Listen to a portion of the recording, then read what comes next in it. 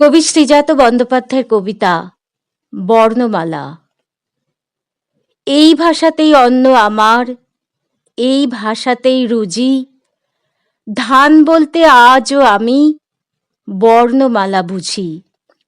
শব্দ যারা ফলায়, যারা অক্ষরে চাষ করে, স্বাধীনতার ফসল যেন ওঠে তাদের ঘরে। এই মাটিতেই ছিলেন লালন রামপ্রসাদের ভিটে। আমার ভাষা তৈরি হলো তোমায় কথা দিতে। কথা যখন দিলাম তখন বিদায় নিল ছুটি। থাকবো পাশে যেমন থাকে রক্তে প্রতিশ্রুতি। তুমি কেবল বইতে থেকো, ভাবনা থেকে শিরায়। আমার কথা গ্রামে যেন না আসে বর্গিরা। আগ্রাসনের এই আবহে, বিরুদ্ধতার আঁচে আমরা যেন থাকতে পারি বাংলা ভাষার কাছে।